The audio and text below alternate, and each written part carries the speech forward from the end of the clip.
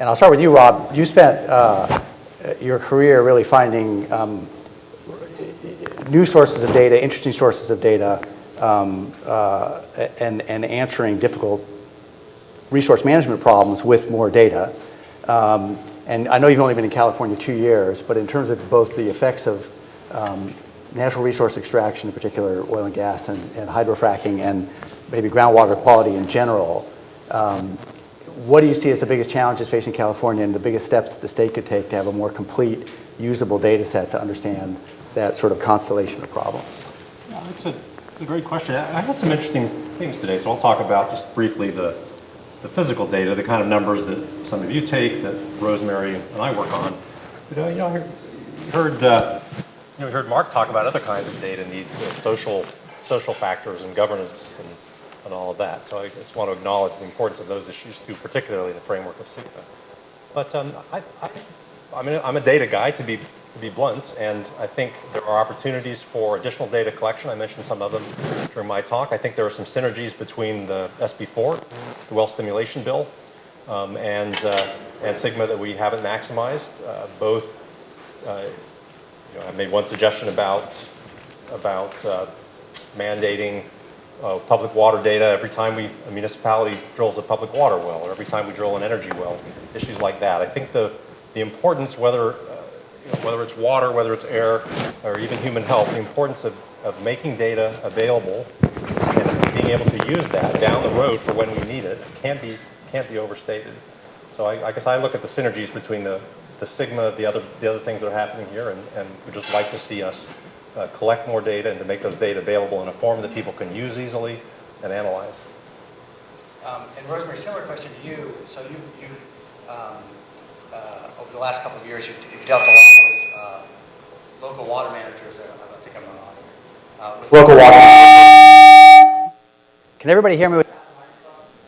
So Rosemary, you've dealt a lot with local water managers, water management districts on these fascinating geophysics field trials, so you learned a lot about SIGMA, and you learned a lot about the challenges facing local water managers. And I'm curious what your view is, and this is something we'll be working on in the coming months, I know, but what your view is on sort of the sweet spot between the data that new geophysical methods can provide and what the needs of water managers are now in California for sustainable management in general, or under SIGMA in particular. Well, geophysics can do a lot of things. I tried to cover a lot in 10 minutes. I think if I had to choose one thing, it would be getting at the big picture. Where are the basin boundaries? Where are the sub-basin boundaries? That large-scale architecture of the subsurface that you're never going to be able to capture sufficiently with wells. I heard Mark say we've got GSAs now with overlapping boundaries. And the whole challenge of defining what are useful geographic areas for managing groundwater when we just can't see into our groundwater systems. Many of our districts are based on political boundaries or where the surface water is. And I think if we could just image the subsurface, image our groundwater systems, and come up with ways to draw boundaries for management districts or even boundaries for our models based on the reality of what's there in the subsurface, the big picture, large-scale architecture of the subsurface. I think geophysics can do a lot to help with recharge. There's many ways we could use geophysical data, but to me, a really glaring need is the big picture, the plumbing system of the subsurface. So that's my choice. Okay. And I'll try the microphone again and see if it blows up on me. Tara, I have a very similar question for you, but whether it's based on the survey or the data workshops we've held, in terms of, say, the next 3 or 4 years of SIGMA implementation, what's the category of data or data sharing capacity, either one, that's missing now that's sort of its most urgent to fill? Kind of the whether you call it low-hanging fruit or sort of the most urgent data gap that exists in California that we're really going to be stymied in implementing SIGMA if we don't fill that gap. So I think that I can answer based on the survey. I can answer based on the workshops as well. But I think there are a couple of different things. Ultimately, the first is that we've hosted this groundwater data workshop series that has been particularly focused on technical issues. But certainly echoing Director Cohen's remarks, what we've heard is a lot of what's going to be challenging moving forward is the politics of all of it. And so we really need to be thoughtful in terms of how we're collecting data and ultimately using it as a means of bridging those gaps in terms of and building relationships. And also, I think that the reason that the collecting the data is important now is because we need to start building these long temporal records that will ultimately help us to manage moving forward. But with respect to the responses that were given for just data or specific data needs in the survey, groundwater extraction information was a third of respondents who indicated the need for additional data actually indicated a need for groundwater extraction data. And so, I mean, the analogy there is that it's really difficult to get your budget under control if you don't know how much you're spending. And so, analogous to not knowing how much is being pumped out of the system. And so really starting to get some decent estimates of groundwater extraction, I think would be probably the most crucial data need. And there's actually, just I should say there's a lot of questions popping up on the iPad here about cost. And in particular, what's the best way of spending limited funding and maximizing its benefit, and also what's reasonable for local groundwater agencies to afford in terms of collecting data in general and new technologies in particular. So, Rosemary, I'd like you to comment on that, but I actually had maybe a more specific question that might put some context to it. So when I saw the two schematics that you gave about the flyover, the simple schematic and then the much more detailed image that you got, what I'd love to get a sense of is sort of what, whether it's modeling or decision making, what is the added value of that detail to the people down there who are managing that particular aquifer, and then maybe you could talk a little bit about cost as well. Yeah, that's a great question. Very often, I mean, as an academic geophysicist, you love seeing high resolution images, and the better the resolution, the better. But if the management decision is to do A or B, and it really doesn't matter about the details, then you're wasting your money with this high resolution imaging method. There's a formal framework we've done some work on. It's called value of information, where you set up your whole decision tree and you look at where the uncertainty is in making your decision, and you look at the economic impact of that uncertainty, and then you say, how can I reduce that uncertainty and then save money by acquiring data, and then you look at the cost of acquiring the data. So if you wanted to do it rigorously for any specific problem, that's what I would do, like a formal value of information analysis. I think it comes down to what is the question you're asking, and we've talked about decision-aware geophysics. So you don't just collect the highest resolution, the best data set you can. You collect the data that's appropriate given the question being asked. So I sort of circled your... Yeah, I acknowledge that very often we go into areas and people say, well, acquiring that geophysical data is expensive. But then you look at the cost of not having had that information and water that's been lost in recharge projects. So there's definitely a cost to acquiring geophysical data, and I think it comes down to what is the uncertainty you're faced with right now in your decision, what are the potential economic costs of that, and then what is the cost of acquiring the data. Tara, I was wondering maybe you could, since you've done this data survey, and give a sense of, in terms of the next level of data collection, what's kind of both most important but also most feasible for local groundwater management agencies? I think it's important to think about the context of where we're at already. So part of what Sigma requires is 127 different basins with a long history of either no management or voluntary management to come up to this common data standard. And so not everyone is going to have the same priority moving forward, and not everyone's going to be starting from the same point. And so I think it's going to be really important that basins sort of take stock of where they're at, look at what data already exist, and then prioritize accordingly. And so I think moving forward, we want basins who, haven't been part of CASGEM to come up and start just getting data collecting it consistently, collecting high quality data, and start to develop a temporal record of their basin. And that's really going to give them this initial understanding of what's going on. In lots of cases, there has been really good groundwater management already taking place. And so those basins are already be a step ahead. And so their prioritization might be different.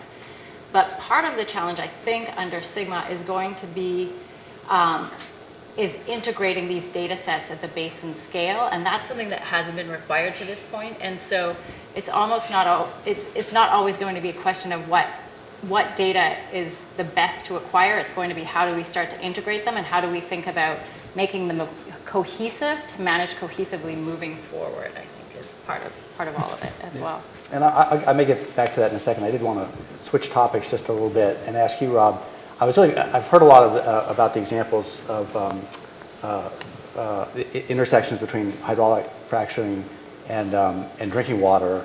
And the issue of hydraulic fracturing in general, you and I both lived on the East Coast for a long time, has been very politically charged to the point where, as you pointed out, New York has a complete moratorium, and on the other side of the border, Pennsylvania, it's been a little bit of or had been a little bit of a gold rush. And in the examples you saw where were the real problems between the intersection of fracking and drinking water, what were the sort of governance failures that allowed that to happen? Was it a question of poor regulations, or was it a question of good regulations not being properly enforced, or just kind of a wildcat kind of atmosphere in the field where people were just trying to get the job done as quickly as possible? In the Marcellus, for our initial studies, primarily I think it was people being in a hurry in cases, particularly in the early stages of the hydraulic fracturing boom. And how did the state did the state have good protective measures in place and they just didn't have the enforcement mechanism to follow up, or was it just that there were no rules at all? Well, it's certainly not the case that there were no rules at all. My answer to the question, everyone's answer to that question would differ. Mine was that especially early on, there were not enough inspectors. There wasn't the person power to keep up with the increase in activity that happened. I think that explains part of it. I think in other cases, it's companies not following best practices for the industry overall. So you have companies that are quite careful and doing the best they can. You have other companies that are cutting corners and trying to save money. And I think the most productive approach is to just try and bring those other companies up to what the best groups in the industry are doing. I think one of the points I was trying to make, it's a tough sell right now because Sigma places so many demands on some of you, and especially at the local level. But I think what I was trying to think about, get us to think about, was that we're used to thinking about a couple hundred feet. Sometimes it's 500 feet, but there's a lot of water down there. We don't want to use it quickly. A lot of it we'll never use, but we will use some of it, and we want to make sure that we're taking care of that water for the long term in terms of water quality. And is there one or two or three takeaways from these other lessons in other states, based on what you know what's happening on the ground in California, that California should take to heart and take action based on those lessons? Or do you think in terms of managing, well, I'll just ask the question that way. I think for California, it's much broader than hydraulic fracturing. We have issues with we have 50,000 plus Class 2 injection wells in the state. We have a dance that's going on now, has been going on for many years between EPA and California's regulation of those injection wells, and now kind of going back to California having ownership for those. I think there's as much to think about in wastewater disposal and use as there is in the actual drilling. There's a lot more wastewater that we have to do something with, and we've also worked on that. Private wastewater treatment facilities. In California, there are places where we allow it to percolate down from the surface. In what cases might we be able to use some of that wastewater? So I would put as much emphasis on the wastewater side as on the actual extraction side. Yeah. And Tara, I'll switch back to you and talk a little bit about. There's several questions about data sharing and data sharing platforms and the public availability of data. And I'm going to sort of try to summarize them all. I mean, are there in other states or particular parts of California examples of where data is shared publicly and is available on a platform that integrates all the data that's been collected to have it right there at the fingertips of decision makers, whether it's through internet platform or other data analysis and data sharing platform? So there are certainly, so actually PPIC did a really nice report recently on water accounting. And they looked at different water systems, both throughout the States, but also in Spain and Australia. And they gave some nice examples of different ways the data are collected and shared and how they're made available to the public. So I think that's a really good example of, well, they provide some really nice examples of where that's done well. Here in California, we definitely have a few examples of that, but overall, I think one of the big challenges is really just integrating all of these data sets, and that's part of the challenge that we're facing, and part of why the Open and Transparent Water Data Act was passed, is an attempt to rectify some of those challenges that we're currently facing in terms of having a lot of information about our water systems, but having it housed in a whole bunch of different databases that nobody can find or can't access easily. And so I really think that this is a huge step forward for the state, or it will be a huge step forward, assuming it passes and we're able to get funding for it. And I think that ultimately having that as sort of a statewide framework that hopefully will establish some really good data sharing or data standardization platforms, as well as data quality protocols, will be really useful around that. And are there... Rosemary, I'm going to switch to you. This is actually kind of a interesting question. And the way I'll read the question the way it's phrased, and then I'll add some additional spin to it. The question is, it seems that electroresistivity and INSAR can potentially fill a large data gap. Why aren't we widely deploying these techniques? And I would just, well, I'll just let you run with the question as asked. Well, there definitely is growing interest in deploying these techniques. It comes down to who is going to pay for the surveys, the cost of the surveys to acquire the data. And so right now I'm working with 3 different water districts, all of whom can see tremendous value in acquiring these data in their area, but it comes down to the cost of the survey. There's an inland airborne electromagnetic survey that looks like it's going ahead. It's in the Monterey area, and it's to look at the inland part there, inland of the coast, and the price tag for acquiring the data and doing the analysis is $250,000. And so it's, where does but they have managed to come up now with the data. So I think it comes down to people recognize the need for it, but where does the funding come from to pay for these types of surveys? And just to jump in, I mean, Rosemary knows best of all people in the room, but there are downstream things that you have to do. You have to interpret these data, you have to analyze them, you have to have some ground truthing data. Well, that's the 250K covers. Right. Pulling together all the existing well data, calibrating it, flying the helicopter, getting the pilot there, you know. So, yeah. It's like, when it comes to those airborne surveys, there's a mobilization and demobilization cost that's very large. And so everyone says it's not worth doing a survey for less than $100,000. And then once you get to that point, it's about 450. Oh, I shouldn't come up with a number because I'll say it wrong, but yeah. Well, so that's... So the follow-up question I would ask is when is the technology going to evolve to the point, and whether it's INSAR or the aerial surveys or ERT in general, where you don't need a Stanford geophysics professor and a team of graduate students, and you can just call up your local groundwater consultant, and you tell them their problem, and they go through the potential data collection methods, and then they just say, okay, the best solution for this is INSAR or an aerial survey or whatever the case. So I'll talk about the INSAR data to start with, because there the state has actually invested in making INSAR data available. It's through contract with JPL, and INSAR data are going to be widely available, I think, over much of the state.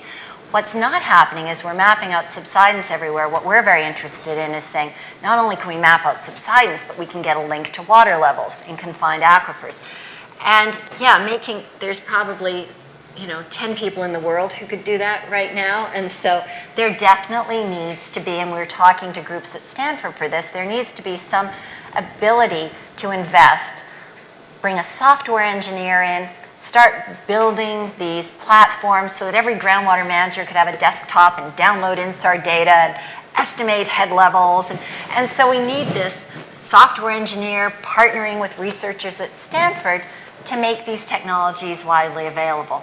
Now, there are a growing number of consulting firms that do work with the airborne EM data, and we're actually now starting a loose affiliation consortium with one so that the research approach we develop at Stanford, we benefit through the partnership with them, but then they take what we're doing and it becomes part of their standard product delivery. So there's ways, and we definitely need to do more of it. This whole getting what we're doing in universities out into practice is something that I care deeply about. And so that's why a lot of what we do is partnerships to figure out how to get these things out and used. So this is kind of a broad question. I'll make it maybe broader than it's written, and any of you can comment on it. So the question is written: what are the appropriate roles for DWR, universities, private companies, and NGOs in collecting, analyzing, and sharing consistent, standardized groundwater data? And the reason, the way I'm going to broaden it is I think when you're governing any natural resource, obviously data is a critical component. And if there's essential data, you could make the argument that it's the responsible agency's job to make sure that they have the data and that the data is available to the public and is appropriately integrated and shared. So I was wondering if any of you could comment on what you think in terms of managing water or other natural resources, what the appropriate roles of the state agency are, universities, private companies, and NGOs. Rob, you want to take a crack at that? Since you're Yeah, that's an easy one. You're the self-described data guy, so. Well, I mean, there are lots of data people in this room. I think, well, I mean, it can't be, well, there are federal agencies, for instance, that are in charge of different data sets. USGS would be a great example for water and water quality. It can't be the job just of DWR and state agencies and local folks to collect all this data. I think there's a particularly important role in the agencies to make the data accessible, consistent, and presented in a way that can be checked long term. So I think I talked about one way to increase the amount of data is to require it for certain kinds of activities. So the examples I used were municipal water wells, or every time a company or an entity drills an energy well, we should be requiring water information, water chemistry data to be publicly available. That's one example.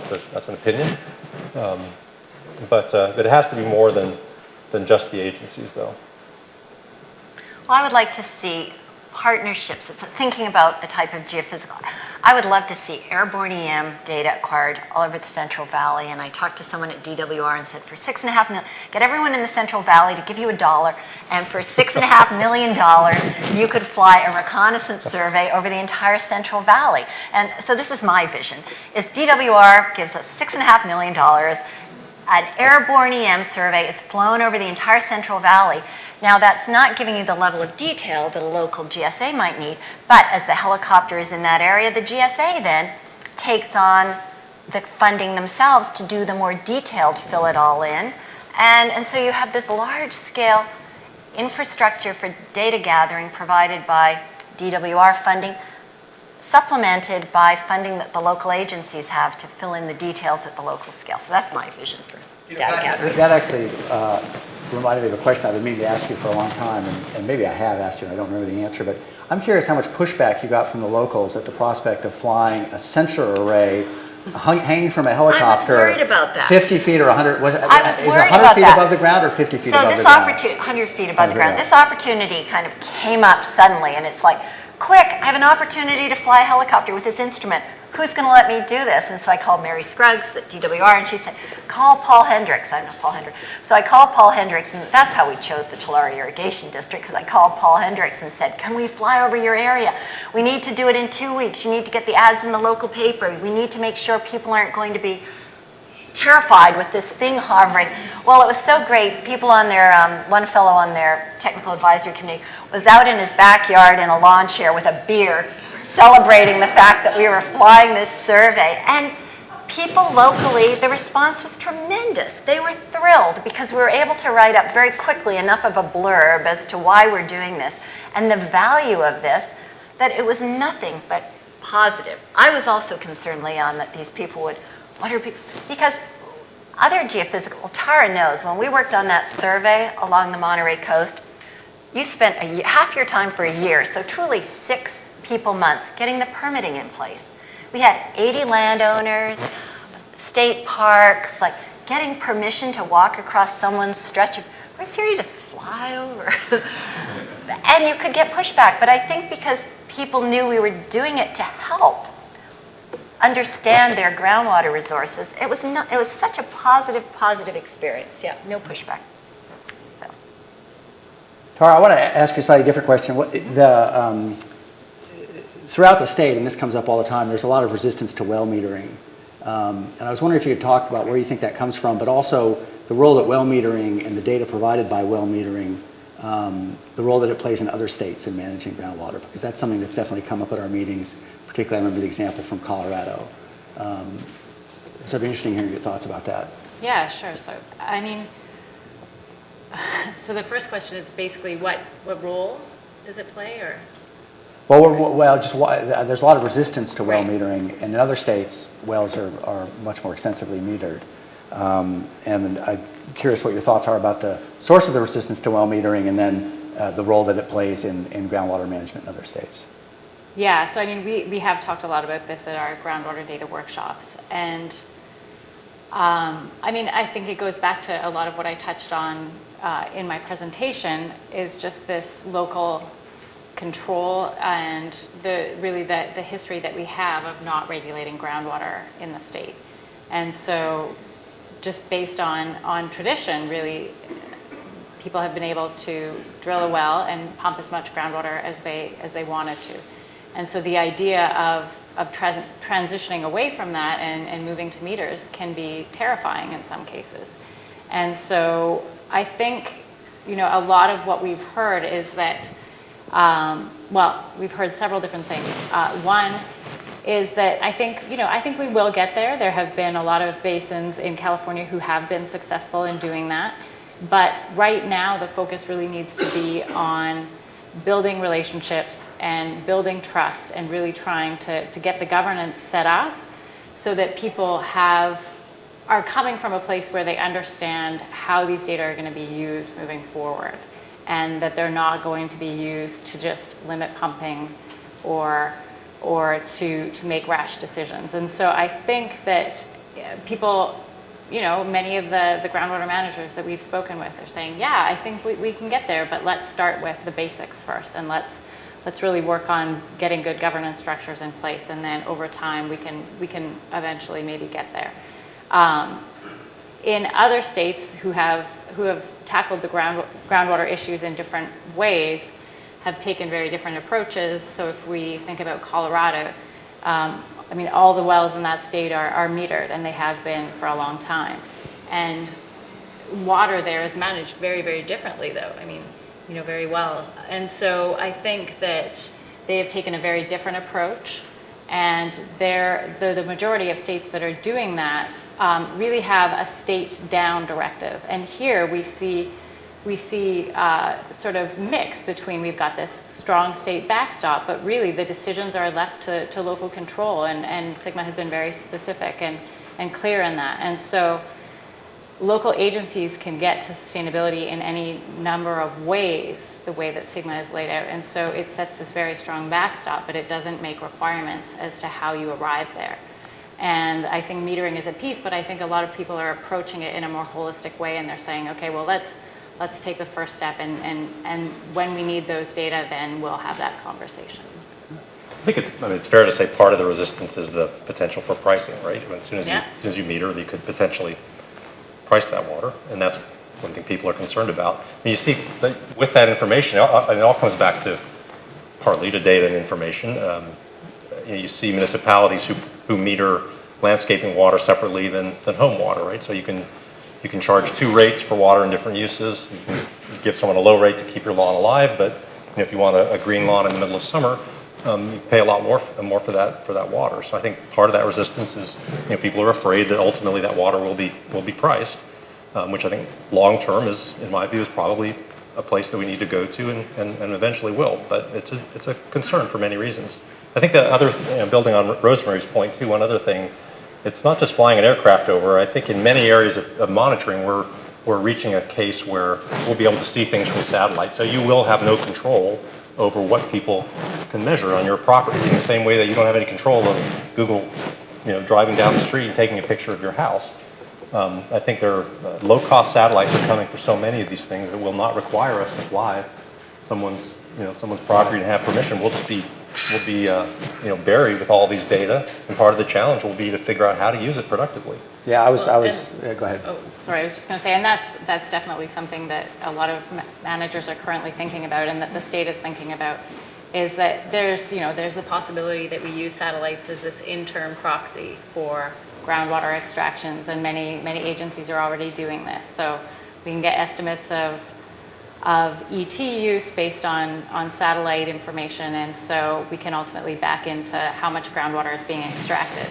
And so over time, I think more and more agencies will use that, and ultimately it may lead to requests for metering as agencies or as individual pumpers feel like, well, maybe that estimate isn't as close as I would like it to be. And so there may be some pushback around that in terms of asking for meters in order to confirm what the agencies are basing estimates off of as well. So.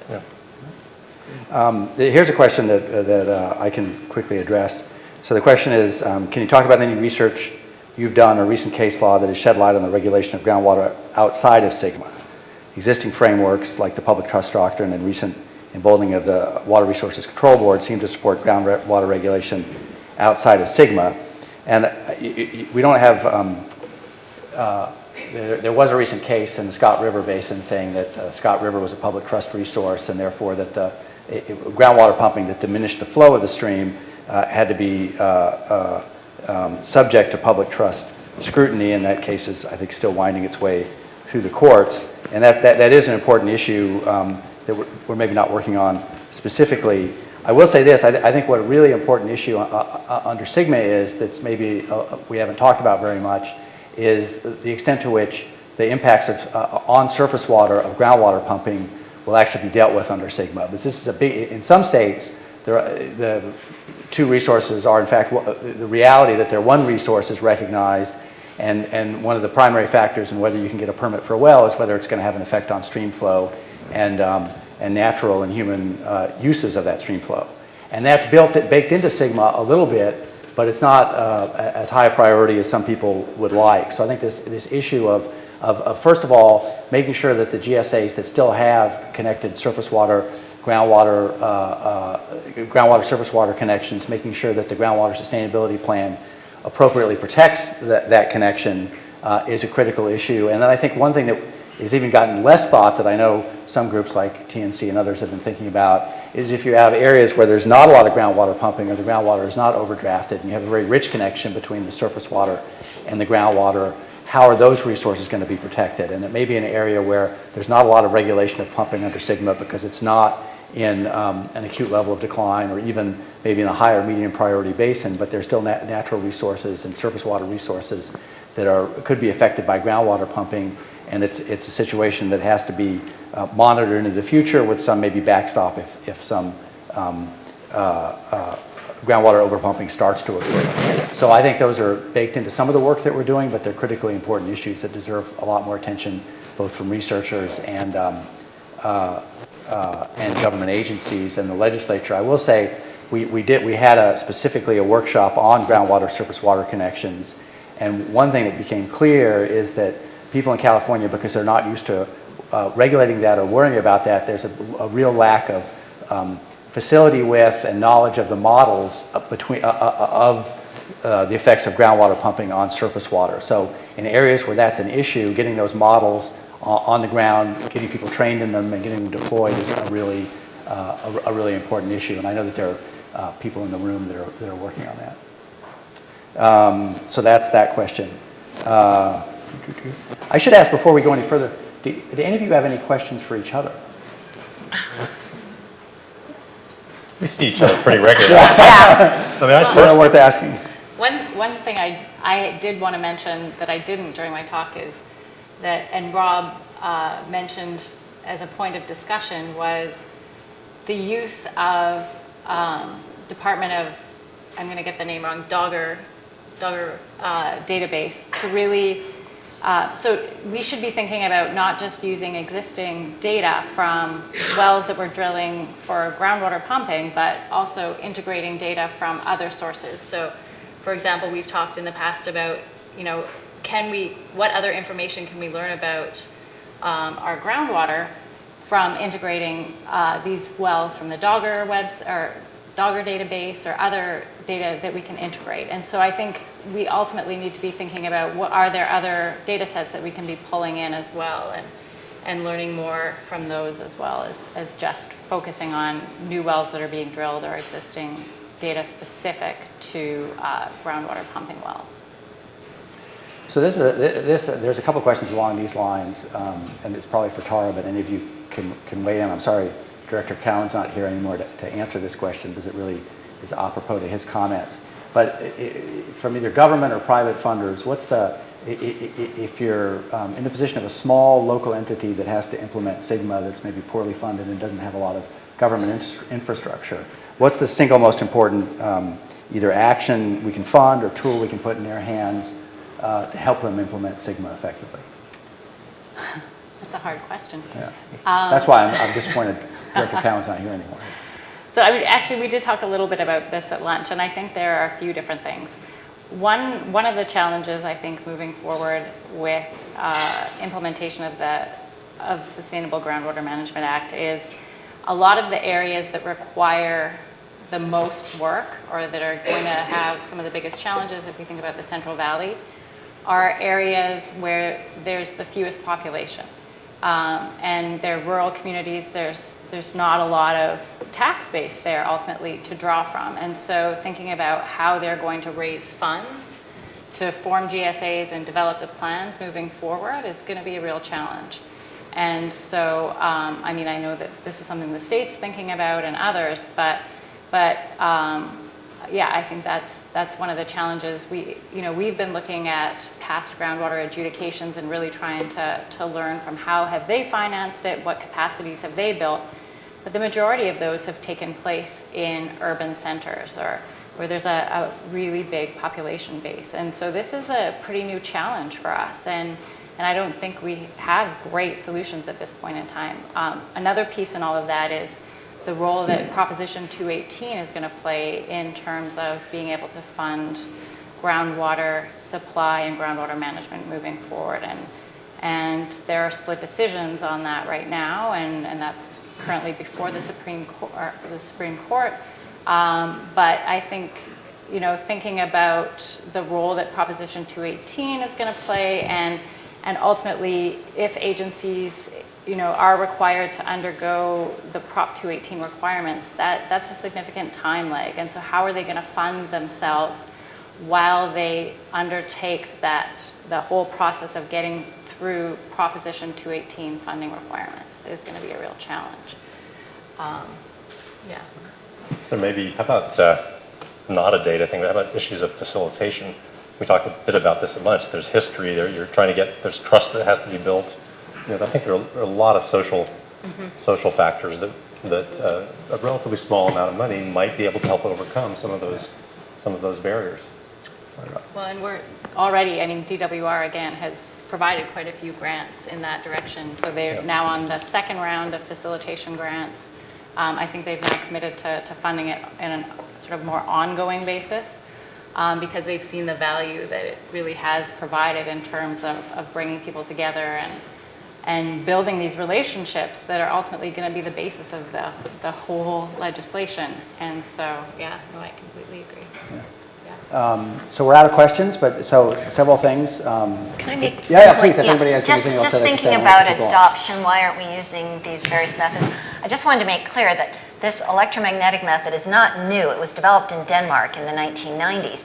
And how it came into being, Denmark's a small country and all their water is groundwater. And so the government did Sigma back in around 1990 and said all water districts must characterize their groundwater systems. And so this triggered search for data to characterize groundwater systems.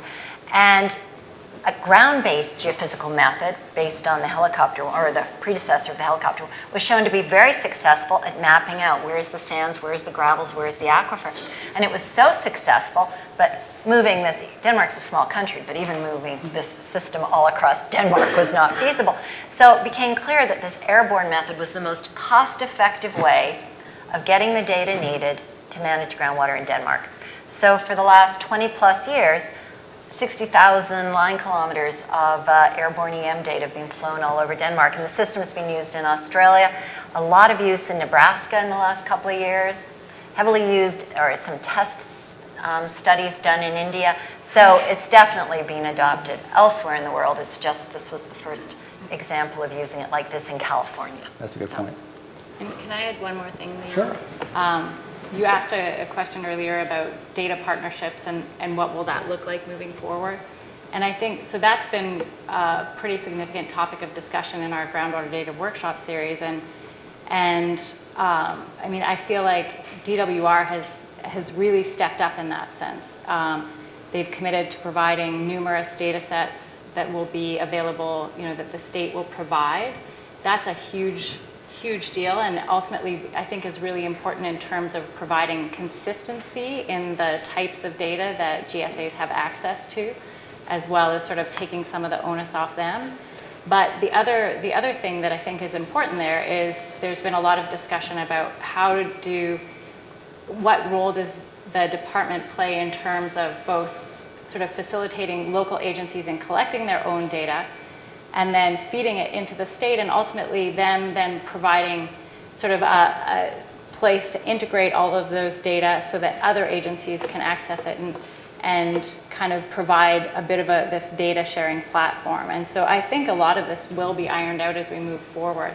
But I think that ultimately it's going to require a partnership between local and state agencies, and I already see that happening moving forward. Any other thoughts? Don't want to cut you off. So several things. If anything has intrigued you or you'd like to learn more, don't hesitate to contact us. The easiest portal is through the Water in the West website, but there are other ways as well. Come up and let us know who you are if you want. We're eager to build more partnerships and find more interesting projects to do, so that's an all-important part of this. Thank you all for coming. I'd especially like to thank Lee Rosenbaum, who put a lot of work in putting this together, and Athena and Roberta, part of our Woods Institute event staff, who always do a fantastic job and did yet again. They never cease to amaze. And thank our panelists one more time. Thank you all very much. Thank you.